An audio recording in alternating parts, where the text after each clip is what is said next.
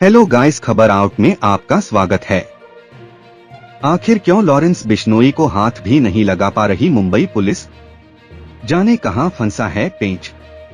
Lawrence Bishnoi gang कानून व्यवस्था को कमजोर करने के साथ पुलिस विभाग के लिए भी किसी बड़ी चुनौती की तरह बनता जा रहा है। पुलिस लॉरेंस की कस्टडी मांग रही है, लेकिन यह मुंबई पुलिस के लिए आसान नहीं है, क्योंकि गृह मंत्रालय का आदेश आड़े आ रहा है। मुंबई में एक मर्डर से पूरा शहर डराड्रासा है। मशहूर पॉलिटिशियन बाबा सिद्दीकी की हत्या के तार सीधे सीधे लॉरेंस बिश्नोई के गैंग से जुड़ गए हैं।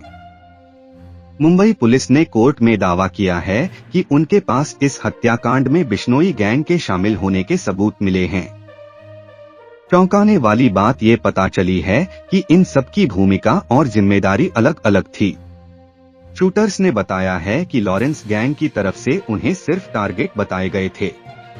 किसी को ये नहीं पता कि हत्या का ऑर्डर देने वाला कौन था। वहीं आपको बता दें कि लॉरेंस बिश्नोई गैंग कानून व्यवस्था को कमजोर करने के साथ पुलिस विभाग के लिए भी किसी बड़ी चुनौती की तरह बनता जा रहा है। Mumbai police crime branch Lawrence Bishnoi को हिरासत में लेकर कड़ी पूछताछ करना चाहती है। सलमान खान को जान से मारने की धमकी और उनके घर के बाहर फायरिंग मामले में भी लॉरेंस बिश्नोई का नाम आया था। तब से पुलिस लॉरेंस की कस्टडी मांग रही है, लेकिन उसे कस्टडी में लेना मुंबई पुलिस के लिए आसान नहीं है, क्योंकि गृह मंत्रालय का आदेश आड़े आ रहा है। लॉरेंस बिश्नोई की कस्टडी लेना क्यों मुश्किल? पिछले साल गृह मंत्रालय के धारा 268(1) के तहत जारी आदेश के कारण अधिकारियों को साबरमती जेल से उसकी कस्टडी हासिल करने में बाधाओं का सामना करना पड़ रहा है।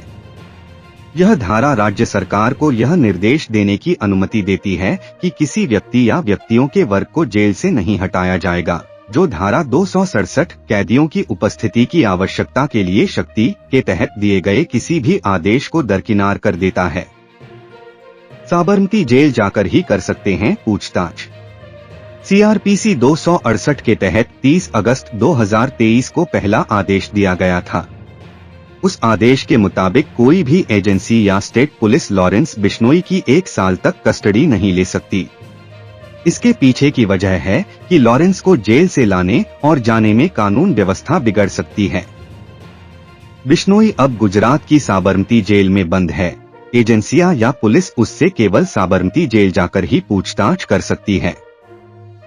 सूत्रों के मुताबिक उस आदेश को 1 साल के लिए और एक्सटेंड कर दिया गया है। ऐसे में बहुत हद तक संभावना है कि अब मुंबई पुलिस लॉरेंस की कस्टडी नहीं ले पाएगी। लॉरेंस बिश्नोई कैसे ऑपरेट करता है पूरा गैंग? 90 के दशक में बड़े बड़े film producer, builder, actor, director बस एक फोन कॉल से ही ये सब कांप जाते थे।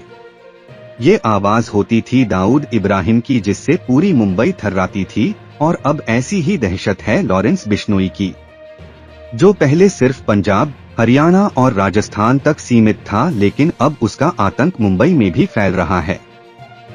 दाऊद भले ही दुबई में बैठता था, लेकिन वो वहीं से मुंबई को ऑपरेट करता था। लॉरेंस बिश्नोई साबरमती जेल में बंद है। वैसे सूत्र बताते हैं कि लॉरेंस को जेल से बेहतर और सुरक्षित दूसरी जगह लगती भी नहीं है, इसीलिए वो जमानत के लिए भी अप्लाई नहीं करता है। वैसे भी जेल से बैठे बैठे ही उसके सारे धंधे और अपराध चल रहे हैं। एनआईए की रिपोर्ट में दावा है कि लॉरेंस बिश्नोई सीधे किसी शूटर से बात नहीं करता है। वो गोल्डी बराड़, सचिन बिश्नोई और अनमोल बिश्नोई के जरिए अपना मैसेज शूटर्स तक पहुंचाता है। लॉरेंस के बाद गैंग में उसका सबसे करीबी दोस्त गोल्डी बराड़ है। इसके बाद उसका चचेरा भाई सचिन बिश्नोई है। लॉरेंस गैंग में कई ऐसे शूटर्स भी हैं जो एक साथ किसी क्राइम में शामिल होते हैं, लेकिन एक दूसरे को जानते नहीं हैं। ये लोग किसी के जरिए खास जगह मिलते हैं, फिर टारगेट पूरा करते हैं।